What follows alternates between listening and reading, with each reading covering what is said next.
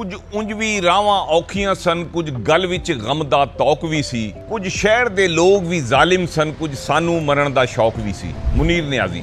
जी हाँ नाजरीन, पाकिस्तान के बरजस्ता और जदीद तरीन शोरा में से मुनीर नियाज़ी एक थे जिन्हें उर्दू और पंजाबी दोनों ज़बानों पे यकसां और मुनफरिद अबूर हासिल था। उन्होंने बर्रे सगीर के अदब को एक नया असलूब, मुनफरिद तलमियात और सहर अंगेज फ़ज़ा अता की। आप 1928 में ब्रिटिश इंडिया के शहर होशियारपुर में एक पख्तून ख़ानदान में पैदा हुए। मुनीर नियाज़ी अभी बहुत छोटे थे, यानी 2 साल के थे जब इनके वालिद मोहतरम जनाब फ़तेह मोहम्मद ख़ान का इंतकाल हो गया। वफ़ात के बाद इनकी वालदा मोहतरमा ज़ोहरा बेगम ने आपकी और आपके दीगर बहन भाइयों की तरबियत की। आपकी वालदा एक मजहबी और हसास खतून थी। इनकी तरबियत लोक कहानियों और सहर अंगेज किस्सों ने मुनीर नियाज़ी के अंदर बचपन ही से तन्हाई, तख़य्युल और पुरअसरार दुनिया का एहसास बेदार किया, जो आगे चलकर इनकी शायरी का बुनियादी मिजाज बना।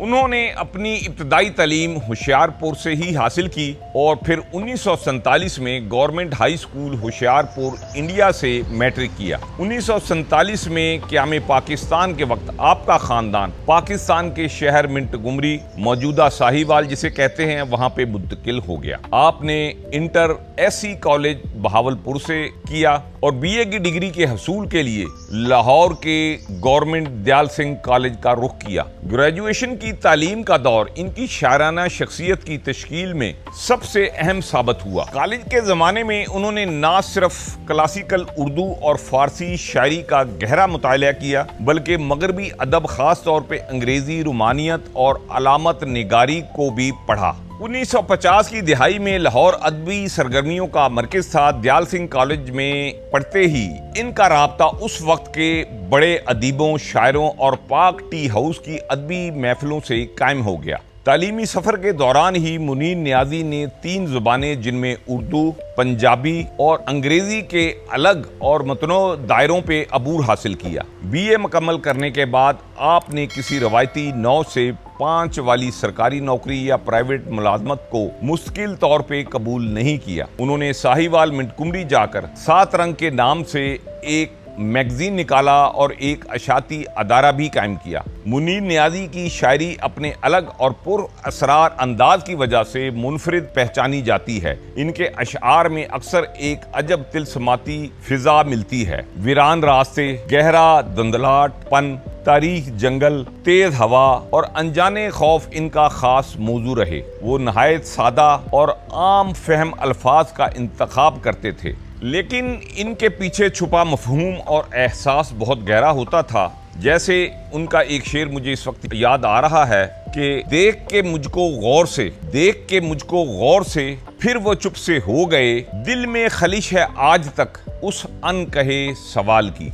दीगर शोरा के बरक्स उन्होंने उर्दू और पंजाबी दोनों ज़बानों में यकसां खूबसूरत गज़लें और नज़में तख्लीक की। आपकी मारूफ तसानीफ व मजमूए, जिनमें तेज़ हवा और तन्हा फूल, जंगल व धनक, दुश्मनों के दरमियान शाम, माह मुनीर, इसी तरह पंजाबी ज़बान में सफ़र दी रात, 4 चुप चीज़ां, रास्ता दसन वाले तारे वगैरह वगैरह थीं। मुनीर नियाज़ी ने पाकिस्तान फिल्म इंडस्ट्री के लिए भी कई यादगार नगमात लिखे जो आज भी बेहद मकबूल हैं, जिसमें मेहदी हसन का गाया हुआ ये गीत, जिसने मेरे दिल को दर्द दिया, फिर जा अपनी हसरतों पे आंसू बहा के सो जा, जिंदा रहें तो क्या है, जो मर जाएं हम तो क्या, वगैरह वगैरह शामिल थी। मुनीर नियाज़ी को उर्दू शायरी में खौफ और सहर निगारी का बादशाह कहा जाता है। इनकी नज़मों में रात, खंडर, सफ़र, आसेब, चांदनी और तन्हाई की खास अलामतें मिलती हैं। इनकी शायरी पढ़ते हुए कारी को यूं महसूस होता है जैसे वो किसी नामालूम, पुरअसरार और सपनों जैसी दुनिया में सफ़र कर रहा हो। अगरचे मुनीर नियाज़ी अपनी शायरी के लिए आलमी शोहरत रखते हैं, लेकिन इनकी नसर भी इनकी शायरी की तरह पुरअसरार, शगुफ्ता और काटदार थी। उन्होंने मुख्तलिफ उर्दू रोज़नामों और अदबी जराइद के लिए काम किया और कतात व कालम लिखे। इनकी तहरीरों में तंज़ो मिज़ाह का एक बारीक और लतीफ़ अंसर मौजूद होता था। उन्होंने गैर मुल्की अदब और शाहकार नज़मों के तरामीम व तराजम भी किए, जिनमें इनका अपना मखसूस असलूब नुमायाँ होता था। منیر نیازی کی شخصیت ان کے اشعار کی طرح بالکل الگ اور منفرد تھی۔ وہ ہمیشہ نفیس، سلیقہ مند اور خوبصورت لباس زیب تن کرتے تھے۔ ان کا مخصوص انداز گفتگو، ہاتھ میں سگریٹ اور بولنے کا دھیما مگر بااعتماد لہجہ محفلوں میں سب کی توجہ کا مرکز بن جاتا تھا۔ وہ اپنے ہم اثروں اور نقادوں کو اکثر اپنے نوکدار اور برجستہ جملوں سے خاموش کروا دیتے تھے۔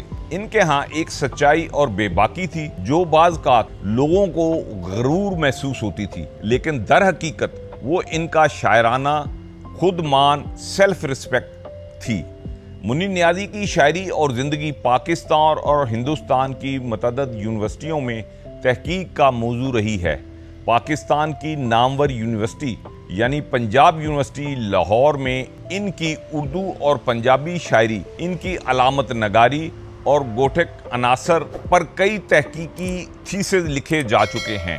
ان کی کئی نظموں کے انگریزی، فرینچ اور دیگر عالمی زبانوں میں ترجمے بھی ہو چکے ہیں، جہاں ان کی پر اسرار اور سپنوں جیسے ماحول کو بین الاقوامی سطح پہ سراہا گیا ہے۔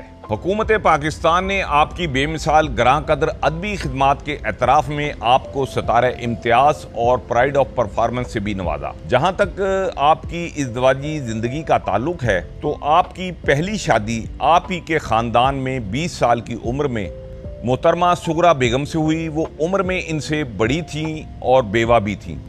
سغرا بیگم کا انتقال 1985 میں ہوا۔ منیر نیازی ان سے بے پناہ محبت کرتے تھے۔